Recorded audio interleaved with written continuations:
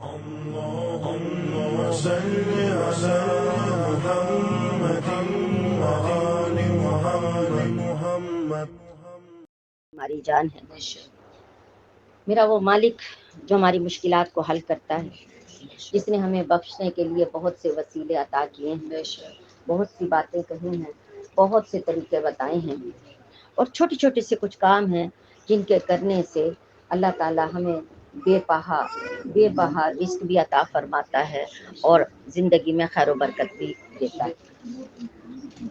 اللہ تعالیٰ کے بنائے ہوئے دن ہیں، سارے دن ہیں، لیکن وہی فرماتا ہے کہ جمعہ سید الایام ہے، یعنی کہ دنوں کا جو سردار ہے وہ جمعہ ہے. تو جمعہ کی اہمیت بہت زیادہ ہے. آپ زندگی میں کسی بھی موڑ پہ ہوں اور کوئی بھی دن گزر رہے ہوں، خوشی کے ہوں، غم کے ہوں، لیکن یہ ضرور ذہن میں رکھیے گا کہ ہر دن کی اپنی اہمیت ہے اور ہر دن سے معصومین بھی منسوب ہیں. ایک حدیث ہے جس کا مفہوم یہ بنتا ہے کہ دنوں کو اپنے دشمن نہ بناؤ. تو سوال کیا گیا کہ دنوں کو اپنے دشمن کیسے بنایا جا سکتا ہے، اور اگر وہ دشمن ہیں تو پھر ان کو دوست کیسے بنایا جائے. اب آپ سوچ رہے ہوں گے کہ دنوں کو دشمن کیسے بنایا جاتا ہے. ہم میں سے کبھی کسی کے ساتھ کوئی برا واقعہ ہو جائے، ہم کیا کہتے ہیں، وہ دن تو کبھی زندگی میں نہ آئے. کہتے ہیں نا، اس دن کے ساتھ کچھ چیزیں مخصوص ہوتی ہیں، مصیبتیں بھی، پریشانیاں بھی، خوشیاں بھی، برکتیں بھی، سوچ کی مخصوص ہو جاتا ہے وہ. تو اس لیے وہ اب ان چیزوں سے بچنے کے لیے ہمیں نہیں پتا کہ آگے کیا ہونا ہے، غیب کا علم تو صرف پروردگار جانتا ہے، لیکن انسان کو یہ تو پتا ہے نا کہ اللہ تعالیٰ کے ہاتھ میں ہے سب کچھ، سب کچھ اسی کے ہاتھ میں ہے، لیکن ملتا اسی سے ہے، مگر ملتا ہمارے کرتوتوں کی وجہ سے.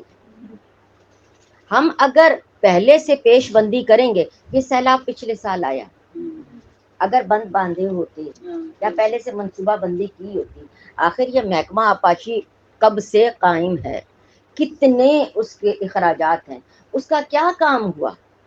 اس قدر تباہی اور بربادی ہوئی تھی. آپ کو یاد ہوگا پچھلے ایام ازاحی کی بات ہے، اس سے پہلے کتنا زیادہ، اور پھر ہم نے اس دوران میں کافی ان کے لیے ڈونیشن بھی اکٹھی کی. تو پیش بندی پہلے سے خود کرنی پڑتی ہے، پہلے سے انسان اپنے گرد حصار بنائے. جس طرح میں آپ کی خدمت میں عرض کرتی ہوتی ہوں، ہمیشہ باوضو رہا کریں. باوضو رہنا آپ کے گرد ایک حصار ہے. ہم خواتین کو اکثر یہ وہم رہتا ہے، اور کبھی کبھی کہیں پہ یہ ٹھیک بھی ہو جاتا ہے کہ بری نظر لگ گئی، کسی نے کچھ کیا ہوا ہے، کوئی پریشانی آ گئی، کوئی مصیبت آ گئی. تو یہ سب چیزیں کیا ہوتی ہیں، یہ آگ ہوتی ہیں.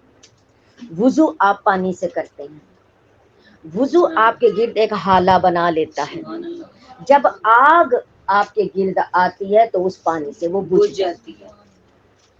پاکیزگی ظاہر، جب نجاست سے دور رہیں گے، شیطان ہر شیطانی چیز جو ہے وہ آگ ہے، تو نجاست بھی سمجھ لیجئے کہ وہ آگ ہے، جو بھی گندگی ہے وہ سب یہی کچھ ہے.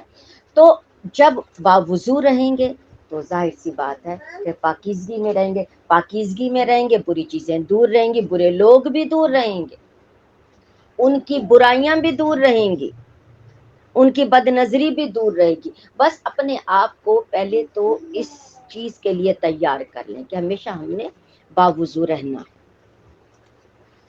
اس کے بعد جمعہ کا میں آپ کو بتا رہی تھی، اور تمام ایام کا وہ اس طرح سے ہے کہ ہر ایک دن چند معصومین کے ساتھ پروردگار کے حکم سے ہی، ظاہر ہے جو کچھ بھی یہ ہمیں معصومین بتاتے ہیں وہ انہی کی، اللہ ہی کی طرف سے ہوتا ہے، مخصوص کر دیے گئے ہیں.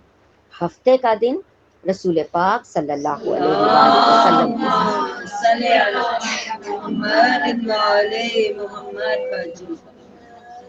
بعض اوقات آپ کو لگتا ہوگا میں بہت بنیادی چیزیں بتا رہی ہوں آپ کو. یہ بنیادی چیزیں ہی اصل میں ان کی دہرائی کرتے رہنا جی ضروری ہوتا ہے. اور پھر الحمدللہ جتنی کلاسز ایام اذا میں ہوتی ہیں اتنی عام دنوں میں ہوتی نہیں ہیں، اس لیے ان کی دہرائی ضروری ہوتی ہے.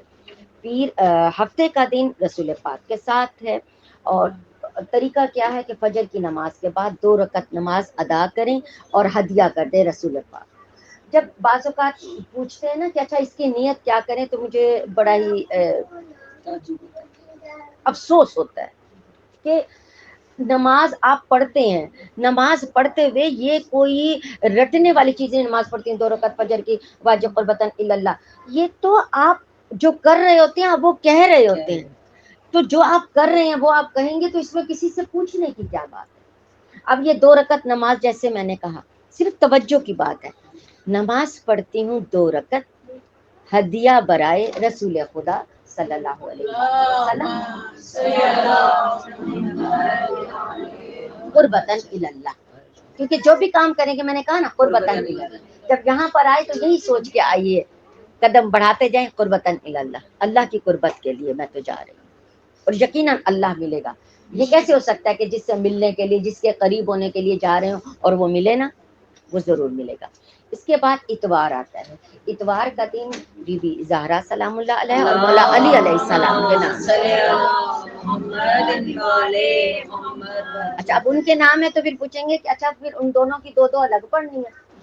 بھئی آپ پڑھ سکتے ہیں، آپ پڑھیں، لیکن 2 رکعت ہی کافی ہے۔ اب 2 رکعت پڑھیں گے، ہدیہ کرتی ہوں مولا علی اور بی بی زہرا کو قربتاً الی اللہ، ٹھیک ہے۔ اچھا، جب یہ کر لیں تو پھر ان کی زیارت بھی ہے، جو تعقیبات نماز ہیں ان میں ہوتی ہے، مفاتی ہیں ان میں ہوتی ہے، اب تو نیٹ سب کے پاس ہوتا ہے، اس کے اندر سے بھی آپ نکال سکتے ہو، زیارت ہے، وہ زیارت بھی پڑھ لیں۔ اچھا، اگر کسی کو زیارت مشکل لگ رہی ہو نا، تو میں آپ کو بہت ایک آسان طریقہ بتا رہی ہوں زیارت پڑھنے کا۔ آپ نے اب رسول خدا کی پڑھی ہے، 2 رکعت ان کو ہدیہ کی ہے، اس کے بعد آپ کہیں جو ہدیہ کر کے نماز ادا کر لی، کھڑے السلام علیکہ یا نبی اللہ، السلام علیکہ یا رسول اللہ، السلام علیکہ یا محمد ابن عبداللہ، السلام علیکہ یا حبیب اللہ، السلام علیکم ورحمۃ اللہ، یعنی جتنی آپ کو سمجھ ہے نا کہ ان کے یہ القاب ہوں گے، وہ بول دیں، ان کا نام بول دیں، پھر السلام علیکم ورحمۃ اللہ فرض کر لیں۔ اگر میسر نہیں ہے کوئی چیز تو آپ یہ کر لیں، سلام میں یہی کچھ ہے، ان کے القابات دیے ہوتے ہیں، یا پھر ان کا کوئی بڑا خاص کام ہے تو وہ ذکر کیا گیا ہوتا ہے، زیارت پڑھ لیں۔ اچھا، اب یہ ہو گیا مولا علی اور بی بی زہرا کا ہو گیا اتوار۔ پیر کا دن، پیر کا دن جو ہے دراصل وہ امام حسن علیہ السلام، امام حسین علیہ السلام سے منسوب ہے۔ 2 رکعت نماز ہدیہ کر دیں دونوں شہزادوں کو قربتاً الی اللہ، پھر اس کے بعد نماز کے بعد دونوں کے لیے دونوں کی زیارت پڑھ لیں، ٹھیک ہے۔ اب آ جاتا ہے منگل۔ منگل کا دن 3 ائمہ طاہرین سے منسوب ہے، 3 اماموں سے، کون سے؟ چوتھے، پانچویں، چھٹے، امام زین العابدین علیہ السلام، امام محمد باقر علیہ السلام، امام جعفر صادق علیہ السلام۔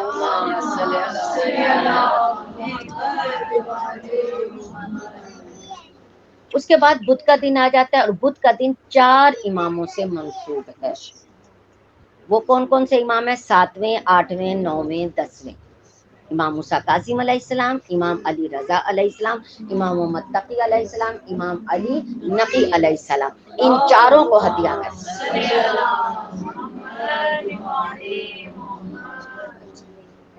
اس کے بعد آ جاتا ہے دن جمعرات کا۔ جمعرات کا دن منسوب ہے 11ویں امام، امام حسن عسکری علیہ السلام۔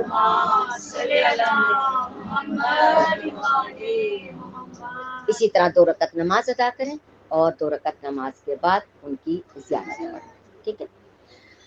اب جمعہ کا دن آ جاتا ہے، جو آج کا دن ہے، یہ سید الایام بھی ہے، آج کا دن مخصوص ہے حجت القائم امام زمانہ،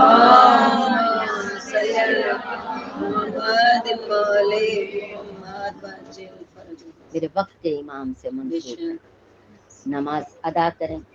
آج کے دن تو ضرور دعائے عہد پڑھیں، فجر کی نماز کے بعد دعائے عہد ضرور پڑھیں، عہد تو روز کرنے کی ضرورت ہے، اور ہم جیسے لوگ جو ہیں، جو ویسے بھلکڑ ہیں، جنہیں یہ بھول جاتا ہے کہ ان کی زندگی کا مقصد کیا ہے، وہ اس دنیا میں کیوں آئے ہیں، کوئی کام کس لیے کرنا ہے، تو انہیں یہ یاد رکھنا چاہیے کہ وہ وقت کے امام کی رعیت ہیں، انہوں نے امام وقت کا انتظار کرتے ہوئے زمینہ سازی کرنی ہے. صرف آنکھیں بند کر کے یوں انتظار نہیں کرنا ابھی راشن بٹے گا ہمیں مل جائے گا, ابھی تبرک بٹے گا ہمیں مل جائے گا, ابھی فلاں شے ہمیں مل جائے گی, ابھی امام آ جائیں گے سارا ظلم ختم ہو جائے گا, اور ظالم تو سارے دوسرے ہی ہیں اور ہم تو بالکل پاک صاف ہیں. نہیں,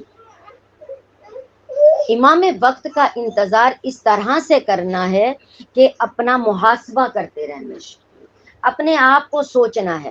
آپ کبھی غور کیجئے گا, آج ضرور غور کیجئے گا گھر جا کر, یہ آپ کا ہوم ورک ہے کیونکہ آپ درسگاہ میں آتے ہیں, کربلا ہماری درسگاہ ہے.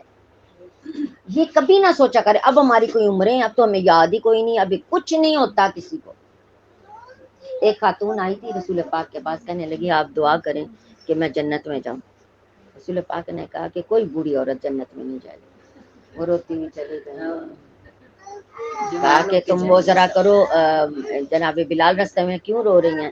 وہ رسول پاک نے ایسا کہا, میں تمہاری بات کر, یا رسول اللہ وہ کہہ رہی کہ نا جنت میں وہ بوڑھی خاتون تو رو رہی تھی. انہوں نے کہا تو کوئی کالا آدمی بھی نہیں جائے گا جنت, تو وہ بھی شامل ہو گئے. اب رسول پاک نے جب دیکھا, انہوں نے کہا دراصل ہر بوڑھی عورت جوان, ہر بوڑھا شخص کوئی مرد ہو یا عورت جوان ہو کر جنت میں داخل. دراصل یہ ضعیفی, یہ کمی ہو جاتی ہے, تو جب جنت میں داخل ہوتے ساری کمیاں پوری ہو جاتی ہیں, تو وہ جوان ہو کر. اور کہا کہ کوئی بھی کالا شخص نہیں, دراصل وہ جب جو جنتی ہوگا وہ تو نورانی ہوگا, نور آ جائے گا اس پر. یہ بالکل ایسی ہے نا. اصل میں یہ بات شروع کیسے ہوئی تھی کہ ایک شخص آیا تھا اور اس نے کہا تھا کہ یا رسول اللہ آپ نے وعدہ کیا تھا, تو مفہوم کہ مجھے آپ اونٹ دیں گے, آپ مجھے اونٹ دیں. تو بلایا خادم کو اور کہا کہ جاؤ اس کو اونٹنی کا بچہ دے دو. ہاں آپ نے مجھ سے وعدہ کیا تھا کہ اونٹ دیں گے. رسول پاک نے کہا وہ کون سا اونٹ ہے جو اونٹنی کا بچہ نہ ہو.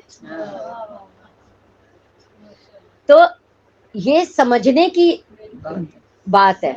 تو ہم کسی بھی وقت یہ نہ سوچیں کہ ہمارا یہ وقت نکل گیا. جب تک زندہ ہیں, جب تک ہم سانس لے رہے ہیں, تب تک ہمارے پاس مہلت ہے, ہم اپنے آپ کو درست کر سکتے ہیں, اپنے دن رات اس طرح سے کریں. اب آپ جا کے ذرا غور کیجئے گا, مجھ سمیت ہم سب, خصوصاً ماؤں کو تو یہ ضرور سوچنا چاہیے ہم اپنے آپ کو کتنا وقت دیتے ہیں, کتنا وقت ہم اپنے آپ کو دیتے ہیں, کتنا سوچتے ہیں اپنے بارے میں, اپنے بھلائی کے لیے, اپنی بخشش کے لیے, اپنی مغفرت کے لیے, اپنی آخرت کے لیے. ہر وقت آنکھیں بند ہے, بالکل ایسے ہے جو کولو کا بیل ہوتا ہے نا, آنکھوں پہ اس کے پٹی ہوتی ہے اور وہ دائرے میں گھومتا رہتا ہے, وہ کہتا ہے میرا سفر ہو رہا ہے, حالانکہ جہاں سے شروع ہوتا ہے وہیں پہ کھڑا ہوتا ہے. ہم سب کا یہی حال ہے تقریباً. ہم میں سے کوئی اپنے لیے, اپنے مفاد کے لیے نہیں کہہ رہی, اپنی بخشش, اپنی مغفرت کے لیے اور اپنے اعمال کے بارے میں کتنا سوچتا ہے. ذرا گھر بیٹھ کر سوچئے گا کہ ہم نے اب تک کیا کیا ہے. محاسبہ اس کو کہتے ہیں.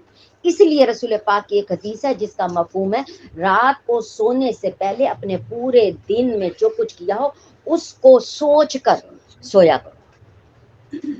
اس سے انسان کو یہ پتا چل جاتا ہے کہ مجھ سے یہ غلطی ہوئی ہے, میں اس کی معافی مانگ لوں اور آئندہ میں یہ نہ کروں. جب ہم یہی تو سب سے مشکل بات ہے, لوگ اپنی طرف سے دیکھیں, اپنی کوششیں کرتے ہیں دوسرے سے خامیاں تلاش. کیونکہ ہم جتنا ٹائم دوسروں کو دے رہے ہیں یہی وقت اپنے آپ کو دیں, اپنے بچوں کو دیں, اپنے گھر کو دیں, وہ زیادہ بہتر ہوگا.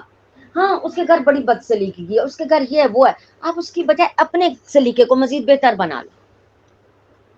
کسی کی بیٹی ہے, کسی کے بیٹے میں کوئی بات بری لگ رہی ہے, آپ اور زیادہ توجہ اپنے بچوں کی طرف دو کہ جانے کن حالات کے تحت وہ ایسے ہو گئے ہیں, اللہ ہمیں بچا کے رکھے, اور ان کے لیے دعا بھی کریں بجائے اس کے کہ فقط تنقید کریں. اور یہ بھی غرور میں آتا ہے, پھر پروردگار دکھاتا ہے کہ تم نے دوسرے پہ بات کی تھی, اب یہ دیکھو یہ تمہارے ساتھ ہوگا. میری عزیزان, آپ یہ ضرور سمجھا کریں کہ یہ جمعہ کا دن جو ہے یہ بڑا ہی اہم ہے. اور اس میں ایک اور چیز ہوتی ہے, اس دن سفید کپڑا پہننے کا بڑا اجر. کوئی بھی وقت ہو, کوئی بھی موقع ہو, سفید جو ہے دراصل نورانیت میں بھی اضافہ کرتا ہے, اور سفید جو ہے پاکیزگی کی علامت ہے, جمعہ کے لیے خاص. اب میں آپ کو بتا رہی ہوں کہ ابھی جب ہم ایران میں تھے عید غدیر پہ، تو اتفاق سے عید غدیر جمعہ کے دن، تو سفید اتنا زیادہ، یعنی ایک لطف آ رہا تھا جس طرف دیکھتے تھے لوگوں نے، اتنی آگاہی ہے وہاں پر لوگوں میں. تو اس آگاہی کی وجہ کیا ہے؟ آگاہی کی وجہ یہ ہے کہ جو امت ہے وہ تربیت یافتہ ہے. علماء کرام سے فقط نہیں ہوتا. اچھا یہاں پر میں آپ کو ایک بات اگر بتاؤں، آپ بھی غور کریں گے. ہم کربلا کی بات کر رہے ہیں نا، ہمارا مقصد تو وہی ہے، تاریخ کربلا کو ہم لے کر چل رہے ہیں، مقدمات کربلا سے ہمارا نسبت ہم جوڑ رہے ہیں.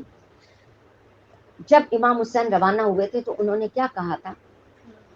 یہ تو نہیں ہوتا نا کہ کوئی کسی سفر پر روانہ ہو رہا ہو اور اپنے قریبی لوگوں کو بتائے نہ کہ میں کس لیے جا رہا ہوں. ایسا تو نہیں ہوتا. اب ہم زیارات پہ جا رہے تھے، ہم بتاتے ہیں نا ارد گرد اپنے جو قریبی لوگ ہیں، ہم زیارات پہ جا رہے ہیں، فلان جگہ کہیں شادی پہ جا رہے ہیں، ہم فلان اس پہ جا رہے ہیں. تو یہ کیسے ہو سکتا تھا کہ وہ مدینہ سے روانہ ہوں، اپنے بابا، اپنے نانا، اپنی ماں کا علاقہ جو ہے وہ چھوڑ کر جا رہے ہوں اور ہمیشہ کے لیے جا رہے ہوں، اور بتائیں نہ بتایا تو ہوگا نا، اور پھر تمام گھرانے کو ساتھ لے کر جا رہے ہیں، مقصد تو بتایا ہوگا نا. تو وہ مقصد کیا تھا؟ غور کیے؟ آپ سب جانتے ہیں، میں صرف دوہرا دیتی ہوں. وہ مقصد یہ تھا کہ میں نانا کی امت کی اصلاح کے لیے جا رہا ہوں، میں امت کی اصلاح کے لیے جا رہا ہوں، ہے نا؟ یہی سنا ہوا ہے. کس لیے؟ نہیں انل منکر، امر بالمعروف و نہیں انل منکر کے لیے جا رہا ہوں، یعنی اچھی باتوں کے حکم کے لیے اور بری باتوں سے روکنے کے لیے میں جا رہا ہوں. یہی کہا تھا، اور امت کی اصلاح کرنے کے لیے جا رہا ہوں. آج نکالیے گا، دیکھیے گا اور اس کو نوٹ کر لیا کریں کہ مقصد کیا تھا؟ امت کی اصلاح کے لیے. اب یہاں پر ذرا رک جائیے. باتیں بہت عام سی ہیں، بہت ایسی ہیں جو آپ نے سنی ہیں، لیکن جو سوچنا چاہیے، جو نقطہ میں آپ کو دے رہی ہوں وہ سوچیے. امت تو اچھی تھی، امت کو کیا تھا؟ غلط تو یزید تھا، فساد تو یزید کر رہا تھا، برائی تو وہ پھیلا رہا تھا، غلط تو وہ تھا. تو امام نے یہ کیوں نہیں کہا کہ میں یزید کی اصلاح کے لیے جا رہا ہوں؟ یہ کیوں کہا کہ میں امت کی اصلاح کے لیے جا رہا ہوں؟ نہیں سوچا؟ کیونکہ ان کو پتا تھا کہ اس کے بھی فالوورز ہوں گے آگے یزید کے بھی، تو وہ ان کی تو وہ تو تھوڑے سے ہوں گے نا، چلو ادھر ہوں گے، لیکن پوری امت کا کہا کہ میں امت مسلمہ کی اصلاح کے لیے جا رہا ہوں. حکمران کو نہیں کہا فقط. کیوں حکمران کو فقط نہیں کہا؟ کہتے نا کہ بھی معاویہ بھی غلط تھا، وہ تو تھا غلط بھی، اس کو ٹھیک کرنے کے لیے وہ بھی بات ختم ہو گئی. وہ جب آپس وہ ایک عہد جو تھا اس کی پاسداری کی، کہا کہ میں امت کی اصلاح کے لیے جا رہا ہوں. یزید کا نام نہیں لیا کہ یزید کی اصلاح کے لیے جا رہا ہوں. اس لیے جب امت غلط ہوگی، جب امت فاسد ہوگی تو ایسے حکمران آئیں گے. اس لیے امت کو ٹھیک کرنا ضروری ہے. یہ آج بھی آپ کو ملتا ہے. ہر کوئی یہی سوچتا ہے جہاں ظلم ہو رہا ہو کہتے ہیں بھی ہمیں کیا، اپنی جان چھڑاؤ. تو یہی کچھ ہی ہوا ہے. تب بھی کیا تب محبت کرنے والے نہیں تھے؟ ہم سے زیادہ محبت کرنے والے کوفہ کے شیعہ تھے. کتنی محبت کرتے تھے وہ. آخر وہاں علی رہے تھے، وہاں ایک عرصہ گزارا تھا، امت بھی تھی، خلافت تھی، وہاں بہت چاہنے والے تھے علی کے. لیکن کیا کہا مولا نے؟ مولا نے یہ کہا کہ میں امت کی اصلاح کے لیے جا رہا ہوں، نہ کہ یزید کی. کہ امت ٹھیک ہوگی تو یہ امت کا کام ہے کہ کوئی کام غلط ہو رہا ہو تو اس کو دیکھیں، اس کو روکیں، نہ کہ تماش بین بنے رہیں. اور یہی چیزیں ہمیں نظر آئی ہیں. ظلم کرنے والے تو چند لوگ تھے. کیا بات تھی، اتنے لوگ کھڑے ہوئے تھے بازاروں میں، انہوں نے کیوں نہ دیکھا کہ چند بیویاں ہیں، ان کے سروں پہ چادریں نہیں ہیں، چھوٹے چھوٹے بچے ہیں، ان کو باندھا ہوا ہے، ایک قیدی ہے جس کو تازیانے مارتے جا رہے ہیں. کسی کو سمجھ نہ آئی بھئی تمہاری قید میں تو ہے ہی ہیں، باقی ظلم کیوں کر رہے ہو؟ کسی نے نہ روکا. تو پھر فساد کس میں تھا؟ امت میں تھا. امت کو درست کرنا تھا. اتنی قربانیاں اس لیے دی گئی تھی. ہم کل بات کر رہے تھے حجر بن ادئی کی. جب 51 ہجری میں ان کو شہید کیا گیا تو وہ کون تھے؟ وہ علی کے بہترین شیعوں میں سے تھے، جتنے بھی شیعہ وہاں پر تھے. اور شہادت علی کے بعد جتنے بھی علی کے چاہنے والے تھے اور امام کے جانے کے بعد، کیونکہ امام حسن علیہ السلام پھر اپنے خانوادے کو لے کر پورے اہل بیت کو لے کر چلے گئے تھے، مدینہ واپس چلے گئے تھے. کوفہ میں جتنے بھی علی کے چاہنے والے تھے ان کے قائد حجر بن ادئی تھے، اور وہ سب ان کے ساتھ تھے اور ان کے ساتھ تعاون کیا کرتے تھے. اور یہ کون تھے؟ حجر بن ادئی ایسے تھے کہ جو جنگ صفین میں سپہ سالار تھے کندہ کے، اور پھر نہروان کی جنگ میں میسرہ میں تھے. وہ بہترین جنگجو تھے اور بہترین قائد تھے، ان کے ساتھ رہا کرتے تھے. جتنے بھی شیعہ تھے وہ ان سے رابطہ کیا کرتے تھے، ان کے ساتھ ہوا کرتے تھے. تو پھر کیا ہوا تھا، میں نے کل آپ کی خدمت میں عرض کیا تھا کہ ان کی جعلی فائلیں تیار کرائی گئی، ان کی اور ان کے دوستوں کی. اچھا، اور تیار کس نے کی تھی؟ اس بات کو دہرانے کا مقصد یہ تھا آپ کو بتانے کا. اس وقت گورنر کون تھا کوفہ کا؟ کوفہ کا گورنر تھا زیاد بن ابی. یہ گورنر تھا. اس گورنر نے کیا کیا کہ جھوٹی فائلیں تیار کرا کے ان کو گرفتار کرایا، جس طرح کل بتایا تھا آپ کو کہ ان کو گرفتار کرایا دھوکے سے، اور پھر ان کو معاویہ کے پاس ان فائلز کے ساتھ بیچ دیا.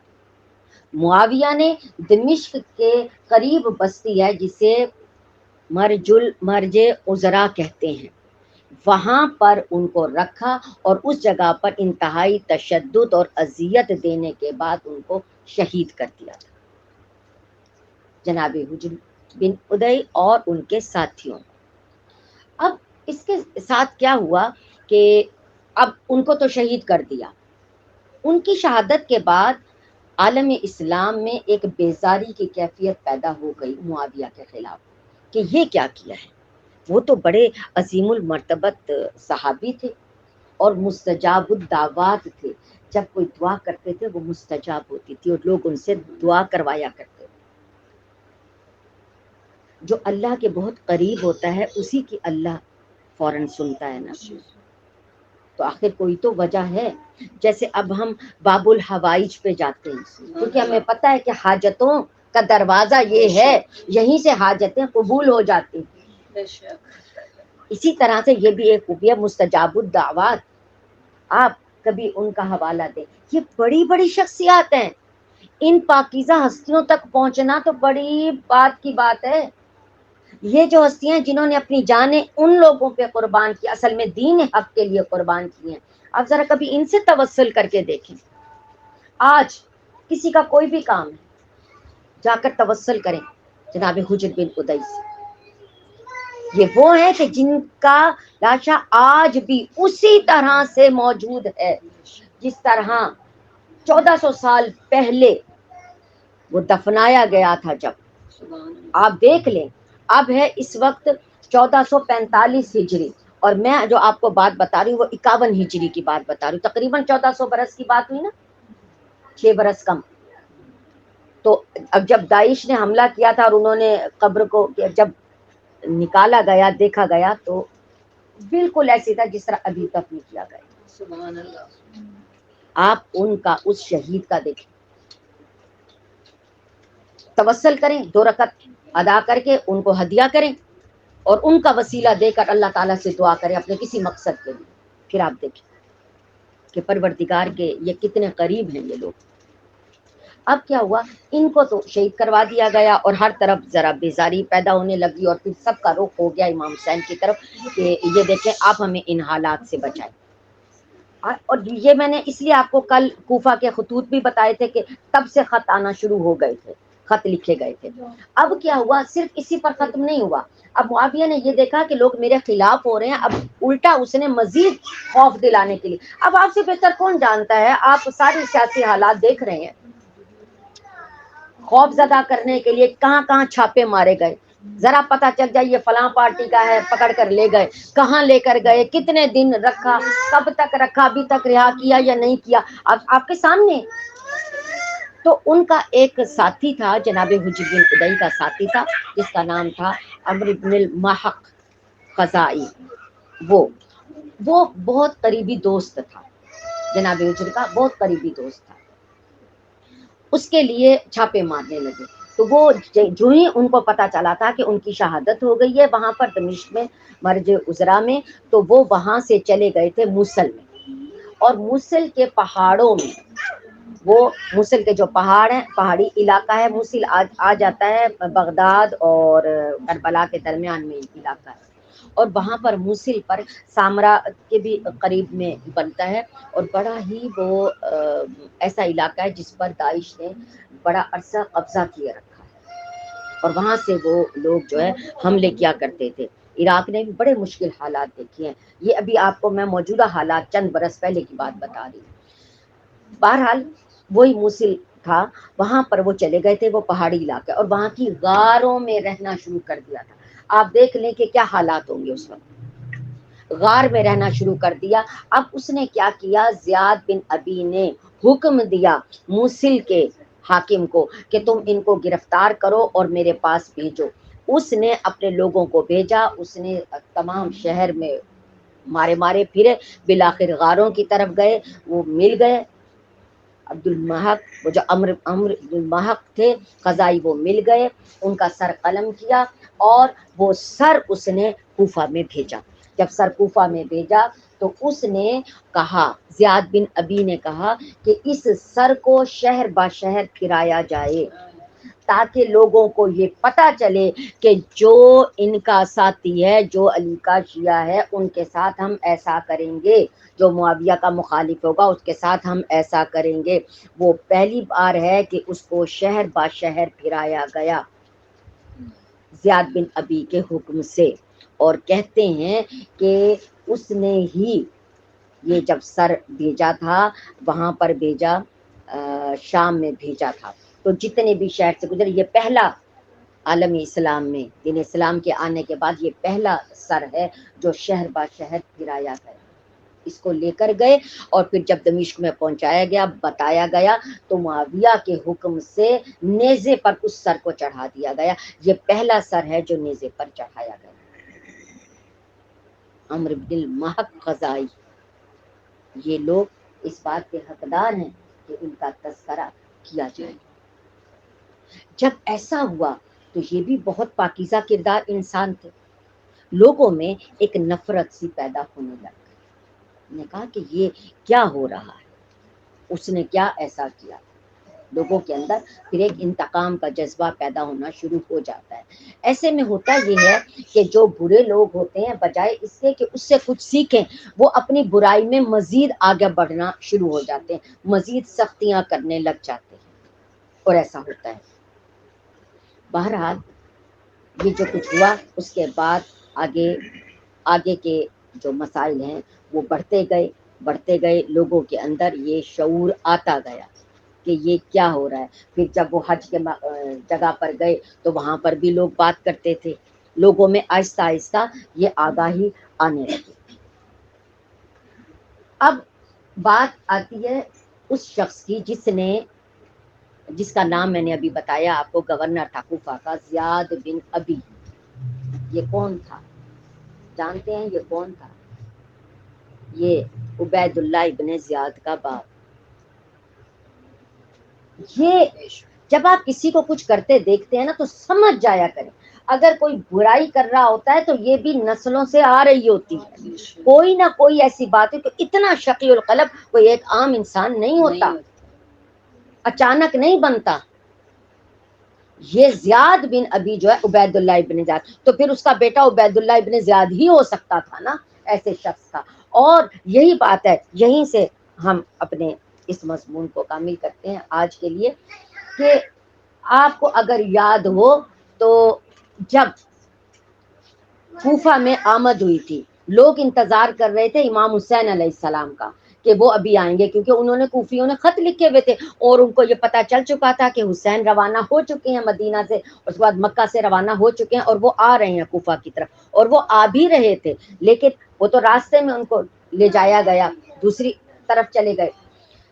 تو ان کو یہی پتا تھا کہ وہ آ رہے ہیں، وہ انتظار کر رہے تھے، لیکن وہاں سے یزید کا خط ملا تھا اور یزید نے یہ کہا تھا کہ تم بصرہ کی گورنری کو چھوڑ کر جاؤ اور تم کوفہ کے گورنر بن گئے ہو، عبید اللہ ابن زیاد سے کہا تھا، اور تم جاؤ۔ جب وہ آیا تو اس نے اس طرح سے عمامہ لیا ہوا تھا جو طریقہ تھا بنو ہاشم کا، اہل بیت رسول جس طرح لیے تھے، اور ایک طریقے سے اس نے اپنے چہرے کو چھپا لیا تھا، نقاب کر لیا تھا۔ وہ اس انداز سے جب کوفہ میں داخل ہوا تو لوگوں نے یہی سمجھا کہ حسین آ گئے، لوگ بڑھتے گئے، ساتھ ساتھ آتے گئے، نعرے لگانے لگے، تو اس کو پہلے تو وہ یہ سمجھا کہ اس کا استقبال ہو رہا ہے، لیکن جب انہوں نے یبنا رسول اللہ کہا وہ سمجھ گیا کہ یہ مجھے حسین سمجھ رہے ہیں۔ پھر ایک جگہ پہ جا کے رکا، اس نے اپنا نقاب ہٹایا، نقاب اٹھا کر اس نے کہا تم جو سمجھ رہے ہو میں وہ تو نہیں ہوں۔ نظر آ گیا ان کو جب نقاب ہٹا دیا، تب اس نے اپنا تعارف کیا کہہ کر کروایا، کیونکہ کوفہ کے لوگ تھے نا، اس کا باپ کوفہ کا گورنر رہا ہوا تھا اور لوگ بھولے نہیں تھے اس کو، جو کچھ اس نے کیا تھا۔ اس نے کسی اور قسم کا تعارف نہیں کروایا، یہ نہیں کہا کہ اب میں یہ ہوں وہ، اس نے کہا میں زیاد بن ابی کا بیٹا، گویا دھمکی دے دی، یاد دلا دیا کہ میں اس شخص کا بیٹا ہوں جس سے تم لوگ، جس کے ظلم سے تم لوگ تھر تھر کانپا کرتے تھے۔ یہ بھی ایک وجہ تھی کوفیوں کے مزید ڈرنے میں، کیونکہ وہ اس کے باپ کا عہد بھی دیکھ چکے تھے اور انہیں پتا تھا کہ اب یہ آ گیا ہے تو ظاہر سی بات ہے جیسا کرتے ہوئے دیکھا، جیسا ہوتے ہوئے دیکھا تو وہ وہی۔ لوگ جب ان کیفیات سے گزرتے ہیں تو پھر آپ کسی کے اوپر بات کر سکتے ہیں کہ ان کو جو کچھ ملا تو آخر وجوہات کیا تھیں، ان کا بے عمل ہونا، دین کو الگ رکھنا، دنیا کو الگ رکھنا، اور اہمیت دینا دنیا کو کہ بھی اب دنیا کو بھی تو دیکھنا ہے، تو دین کو کب دیکھ رہے ہیں؟ دین کو کتنے لوگ دیکھتے ہیں؟ عاشورہ کو ہم کیا سمجھتے ہیں؟ کربلا کو ہم نے کیا کر کے لیا ہے؟ ہمیں تو بڑے آرام سے اس میں 10 دن ہے، ٹھیک ہے، خوب آپ کریں، مجالس بھی کریں، جب تک اس پیغام پر عمل نہیں کریں گے ہم حسین کے ساتھی کیسے بن سکتے ہیں؟ حسین کا ساتھی بننے کے لیے ماتم کرنا اور کالے کپڑے پہننا فقط ضروری نہیں ہے، حسین کا ساتھی بننے کے لیے، ان کے مشن کو کامیاب کرنے کے لیے ان باتوں کو سمجھنا ضروری ہے جو وہ چاہتے تھے کہ اسلامی معاشرے میں آئیں۔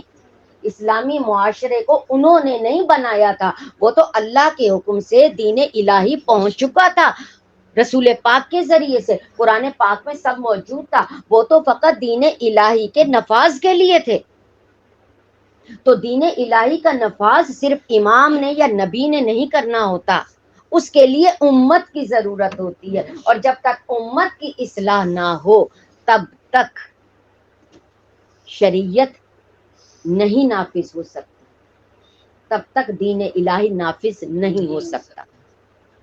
ہم اگر یہ سوچتے ہیں کہ حکومتی سطح پر کوئی ڈنڈا لے کر ہمیں دین پر، شریعت پر عمل کرائے گا تو ہم کریں گے، وگرنہ ہم تو نہیں کر سکتے، تو پھر سارا اجر تو ان کو ملنا چاہیے جو ڈنڈے کے زور پر ہم سے کام کرائیں گے، تو پھر ہمارا اجر کہاں گیا؟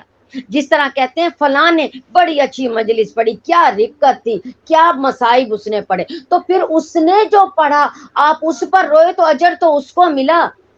آپ کو زینب کے نام پر رونا کیوں نہ آیا؟ حسین کا نام لیتے ہی رونا کیوں نہ آیا؟ اپنا کہاں گیا جذبہ؟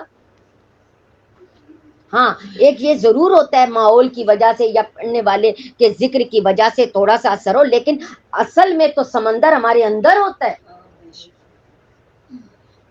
ایسے بھی لوگ ہیں جو مومن ہوتے ہیں جو فضائل پہ رو رہے ہوتے، ہائے اتنے فضیلت والے لوگ، ان کے ساتھ یہ ہوا، کیسا بڑا امتحان انہوں نے دیا۔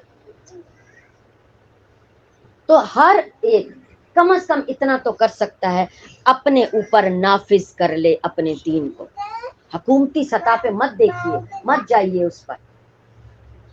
ولایت فقیہ جسے کہتے ہیں بہت مشکل لفظ لگتا ہے، لیکن فقط اس کا مطلب سمجھا کے میں آگے چل رہی ہوں مسائل کے لیے۔ ولایت فقیہ کا مطلب یہ ہے کہ آپ کے اوپر ولایت ہو، آپ کے اوپر اختیار ہو، ایک فقیہ کو، ایک سمجھدار شخص کو، ایک عالم فاضل کو، بھٹکے ہوئے کو نہیں، صرف چرب زبان کو نہیں، جسے صرف زبان چلانی آتی ہے، اپنے الفاظ بیچنا آتے ہیں، نہیں، اس کو نہیں، بلکہ کس کو؟ جس کو جو علم بھی رکھتا ہے، عمل بھی کرتا ہے، جو فقہ بھی رکھتا ہے، جو دین کی سمجھ بوجھ رکھتا ہے، باعمل شخص ہے۔ آپ کا کام ڈھونڈنا آپ نے ہے۔ آپ اگر اپنے بچے کے لیے باہر سے خوراک اگر لیں، دودھ اگر فقط لیں، تو آپ کہتے ہیں خالص ہے، صحیح ہے، کیوں؟ کیونکہ اس کا گوشت پوست بننا ہے اس دودھ سے۔ غذا لیں تو غذا بھی آپ ایسی چاہتے ہیں بچے کے لیے، ارے یہ بچہ ہے، اس کا تو یہ غذا لے گا، گوشت پوست بنے گا، خون بنے گا، تو میں اچھی غذا کیوں نہ لوں، خالص غذا کیوں نہ لوں؟ جسم بنانے کے لیے اتنی فکر، تو روح کے لیے فکر نہیں ہے؟ یہ روح کی غذا ہے، یہ علم دین، اس کے لیے کیوں نہیں ہے؟ آخر روح کو بھی تو بنانا ہے۔ روح، جب ہم روح کی غذا نہیں دیتے، روح کو بڑا نہیں کرتے، تو اتنے بڑے بڑے عمر میں بھی آ کر کہتے ہیں ہاں ہمیں تو یہ پتہ ہی نہیں تھا، اور ایسی ایسی حرکات کر جاتے ہیں کہ بچے بھی شرما جاتے ہیں کہ یہ اتنی بزرگ خاتون ہیں یا اتنی بڑی ہیں، یا ہم ان کو کیا کہیں۔ وجہ کیا ہے؟ روح بڑی نہیں ہوئی ہے، روح کو غذا ہی نہیں دی، روح تو کمزور رہ گئی، روح تو چھوٹی رہ گئی ہے، روح کے اندر وہ بالیدگی آئی نہیں ہے، وہ پختگی آئی نہیں ہے۔ فقط عمروں کے بڑھ جانے سے کوئی بزرگ نہیں بن جاتا، اس کی فکر بھی بڑی ہونی چاہیے، اس کے انداز بھی بڑے ہونے چاہیے، تب انسان بڑا ہوتا ہے۔ تو اگر روح کو آپ غذا نہیں دیں گے تو ظاہر سی بات ہے روح اتنی رہے گی، وہ کہے گی بھی آئیں جائیں بیٹھیں اتنی بات کریں بس بات ختم ہے چلے جو، یہی کچھ ہوتا ہے۔ تو اس لیے اپنی روح کی غذا کی بھی فکر کریں کہ ہمارے اللہ تعالیٰ ہمیں اتنی توفیق دے ہم اپنے اوپر ولایت فقیہ کو نافذ کریں۔ جب ہر کوئی اپنی ذات پر اس ولایت کو کر لے گا لاگو، تب اسے سمجھ آئے گی ولایت علی کسے کہتے ہیں۔ پہلے ایک فقیہ کی ولایت تو اپنے اوپر لاگو کریں، اس کے بعد جیسے گھر میں کوئی سمجھدار ہوتا ہے تو کیا ہوتا ہے، زیادہ تر یہی ہوتا ہے جو اکٹھے خاندان ہوتے ہیں، کہتے ہیں بھئی یہ بڑے سمجھدار ہیں، یہ چچا جان بڑے سمجھدار ہیں، یہ پھوپھو بڑی، یہ فلاں فلاں، ان سے ہاں یہ جو کہیں گے ہم وہی کریں گے، کیوں؟ اس لیے پتہ ہوتا ہے کہ یہ سمجھدار ہے۔ جب آپ اس طرح اپنی عام زندگی میں کرنا شروع کریں گے تب پتہ چلے گا کہ ولایت علی کسے کہتے ہیں۔ فقط نعرہ لگانے سے علی حق یا ولایت علی ولی اللہ کہنے سے کچھ نہیں ہوتا، یہ تو زبانی کام ہے۔ آپ آئے ہیں، میں آپ کو کہہ رہی ہوں ہاں جی یہ میرے پاس فلاں چیز ہے، یہ کڑے ہیں، یہ بھی آپ کے ہیں، یہ بھی آپ کے ہیں، میں زبانی کہہ رہی ہوں، جب آپ اٹھانے رہوانا اٹھانے نہیں ہیں، بس ہیں آپ کے ہیں، ویسے آپ کے ہیں۔ پھر آپ کو ایسے کہ کیا، یہ وہی والی بات ہے نا، وہ بات ماننی نہیں، ابا جان آپ بہت پیارے ہیں، ابا جان آپ بہت اچھے ہیں، ابا جان آپ بہت گریسفل ہیں، اچھا بیٹا مجھے پیاس لگی ہے پانی تو پلا دو، ابا جان آپ بہت اچھے ہیں، آپ نے ہماری بڑی اچھی پرورش، ابا جان یہ بیٹا پانی پلا دو پیاس لگی ہے، نہیں ابا جان آپ ہیں بہت اچھے، وہ ابا جان جو کام کہہ رہے ہیں وہ کام ہم نہیں کر رہے، لیکن ابا جان ہیں بہت اچھے، نعرے ہم نے ابا جان کے بڑے لگانے ہیں۔ تو پھر کیا ہوا، دوسرا بھائی بھی بیٹھا ہوا تھا، اس نے کہا ابا جان آپ کو پتا تو ہے اس نے بات نہیں مانی، اٹھ کے خود ہی پی لیں پانی، خود بھی نہیں پلایا، آپ کو تو پتا یہ مانتا نہیں، چلے اٹھے خود ہی پی لیں۔ ہم وہ والے بچے ہیں علی کے، تو ہمیں ایسا ہونا چاہیے نہیں۔ اگر ولایت علی کو سمجھنا ہے پہلے ولایت فقیہ کو سمجھیں،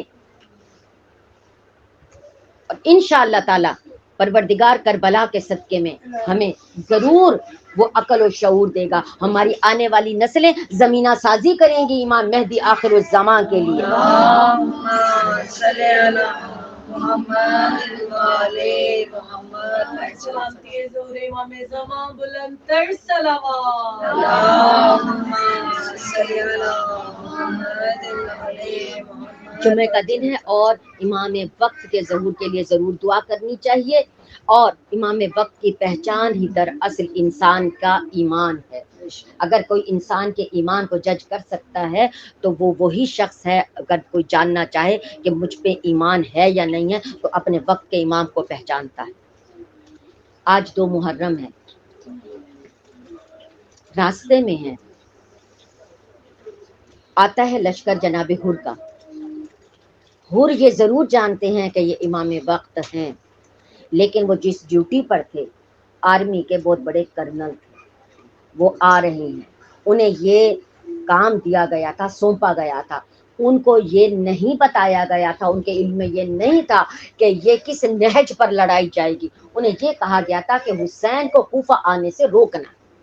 وہ اپنے لشکر کو لے کر آئے، 1000 کے لشکر کو لے کر آئے، کیونکہ جو آگے کے واقعات ہیں وہ ہمیں یہی بتاتے ہیں، جس سے پتہ چلتا ہے کہ واقعی حر کو تو یہ علم نہیں تھا۔ وہ آئے روکنے کے لیے، انہوں نے کہا، وہ جیسے ہی آتے ہیں 1000 کا لشکر لے کر آئے۔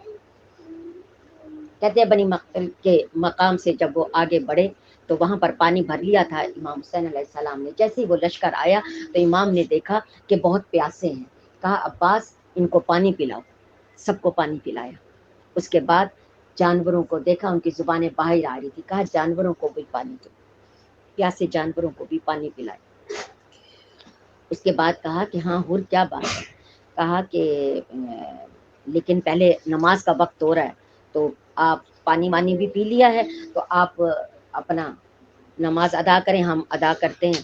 کہا یہ کیسے ہو سکتا ہے امام، آپ کی موجودگی میں کوئی اور کیسے نماز، آپ امامت کریں گے، ہم آپ کے پیچھے نماز ادا کریں گے۔ آپ اس سے اندازہ لگا لیں کہ وہ کوئی دشمنی کی نیت سے نہیں آئے، وہ آئے کس نیت سے تھے کہ اپنی ڈیوٹی نبھانے کے لیے، کہ کوفہ کی طرف نہیں جانے دینا باقی۔ بہرحال نماز ادا کی گئی۔ نماز ادا کرنے کے بعد جب وہ گھوڑے پہ سوار ہوئے امام حسین تو حر آگے آئے اور گھوڑے کو پکڑ لیا، کہا کہ آپ جا نہیں سکتے۔ امام نے کہا تیری ماں تیرے غم میں روئے، تو مجھے روک رہا ہے۔ جیسے یہ لفظ کہے جناب حر نے کہا میں اگر عرب میں، عراق میں کوئی اور شخص یہ بات کرتا تو یہی بات میں اس کو پلٹا دیتا، یعنی میں اس کو بھی یہی کہہ دیتا جو اس نے مجھے کہا، آپ نے مجھے کہا، لیکن آپ کو میں یہ نہیں کہہ سکتا کیونکہ آپ کی ماں بہت عظیم المرتبت خاتون ہے، میں ان کی بہت عزت کرتی ہوں، وہ بڑی اعلیٰ خاتون، میں ان کو ایسا نہیں کہہ سکتا۔ ذرا سوچئے امام نے کیوں کہا؟ امام نے نہیں تو آپ توقع کرتے ہیں کہ کبھی کوئی ایسی شخصیات ایسی بات کریں گے، کیوں کہا؟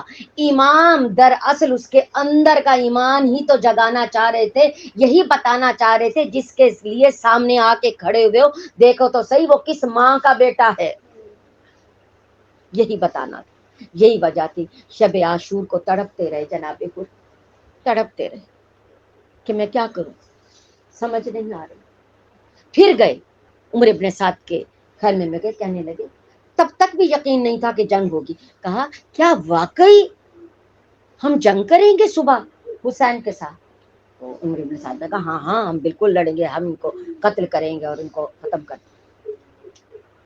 تب وہ باہر آیا اور کہتے ہیں کہ فجر کا وقت تھا، تڑپتے ہوئے اس نے وہ روانہ ہونے لگا، امام حسین کے خیموں کی طرف جانے لگا۔ پیچھے سے بیٹے کی آواز آئی، بابا کہاں جا رہے ہو؟ کہا جہنم سے جنت کی طرف جا رہا ہوں۔ کہا بابا اکیلے جاؤ گے؟ علی ابن حر بھی ساتھ ہو گئے۔ پیچھے سے آواز آئی غلام کی، کہاں جا رہے ہیں؟ وہی جواب دیا، کہا تو غلام کو چھوڑ کے جا رہے ہیں۔ غلام بھی ساتھ چلا۔ بھائی کی آواز آئی، بھیا مجھے چھوڑ کر جا رہے ہو؟ 4 افراد روانہ ہو گئے۔ جیسے روانہ ہوئے خیام حسینی قریب نظر آئے، فوراً گھٹنوں کے بل جھک گئے اور کہا اے میرے بیٹے میری آنکھوں پہ پٹی باندھ دو، میرے ہاتھوں کو باندھ دو۔ آج سن لیجئے کیوں پٹی بندھوائی تھی، آنکھوں پہ پٹی کیوں بندھوائی، ہاتھوں پہ پٹی کیوں رسی بندھوائی تھی؟ اس لیے کہا میں نے ان آنکھوں سے غضبناک ہو کر حسین کو دیکھا تھا، اور میں نے ان ہاتھوں سے گھوڑے کی باغ کو پکڑا تھا، میرے ہاتھ بھی باندھ دو، میری آنکھیں بھی. اور گئے. دور سے آتے ہوئے دیکھا عباس کھڑے ہو گئے کہ کون آ رہا ہے. عباس آنے دو میرا بھائی برا آ رہا ہے، جاؤ استقبال کرو. ایسے موقع دے جب بے بسی کا عالم ہو، تنہائی کا عالم، کوئی ساتھ نہ، مخدرات عصمت ہو، 3 دن کی پیاس ہو، ایسے میں کسی ایک کا آنا بھی بہت بڑی بات ہوتی. حسین نے کہا عباس جاؤ استقبال کرو. عباس جا کر لے کر آئے جناب حور کو. جیسے ہی قریب پہنچے امام حسین نے گلے لگایا، کہا حسین مجھے معاف کر دیں، آج آپ کے بچے میری وجہ سے پیاسے. آنکھوں سے پٹی کھولی، ہاتھ کھولے، کہا حور آپ میرے بھائی ہیں. کہا کہ آپ نے مجھے معاف کر دی، کیا آپ کی ماں بھی مجھے معاف کر دی؟ کہا یا حسین جب میں نے اونچی آواز میں بولا تھا تو کچھ بیویاں بھی موجود تھی وہاں پر، انہوں نے بھی سنا تھا، مجھے ان سے بھی معافی چاہیے. کہا عباس ان کو خیمے کی طرف لے جاؤ. خیمے کی طرف لے گئے، باہر کھڑے ہوئے، اندر سے آواز آئی بنت زہرا کی، اے بھائی تجھے سلام ہو، ہم تجھ سے راضی. کہتی ہے جب وہ وہاں خیمے میں گئے تو ابھی وہ باہر پہنچے تھے، اندر بیویوں کو معلوم نہیں تھا. بی بی زینب کی آواز تھی، بچوں کو کہہ رہی تھی بچوں اب اللہ تشکی صدا نہ آئے، ہمارا مہمان آیا ہے. یہ نہ ہو یہ صدا سن کر وہ شرمندہ ہو پشیمان، یہ سن کر حور مرنے والے ہو گئے. کہتی ہے اس کے بعد جب آئے تو کہا حسین مجھے اجازت دیجیے میں جانا چاہتا ہوں. تو کہا بیٹے نے بابا پہلے میں جاؤں گا. کہا ہاں پہلے تم جاؤ، یہ نہ ہو کہ میں دنیا سے گزر جاؤں اور تم رہ جاؤ، پہلے تم جاؤ. کہتے ہیں علی ابن حور چلے گئے، جنگ لڑنے لگے. جنگ لڑتے لڑتے جانے کب گرے، آواز آئی کہ میری مدد کو آؤ. دوڑتے ہوئے حور گئے. جیسے حور جوان بیٹے کے لاشے پہ پہنچے، دیکھا حسین پہلے سے موجود. کہا حسین آپ اور اس غلام زادے کے بعد، کہا آپ کا بہت شکریہ، اور اپنے بیٹے کے لاشے کو اٹھانے لگے. حسین نے کہا نہیں ہو یہ کیا کر رہے ہو؟ کہا میں لاشا اٹھا کر بیٹے کا لے جاتا ہوں. کہا کبھی ضعیف باپ بھی جوان بیٹے کا لاشا اٹھاتا، لیکن کوئی ایسا نہ تھا جو حسین کو یہ کہتا کہ حسین علی اکبر کا جنازہ مت اٹھاؤ.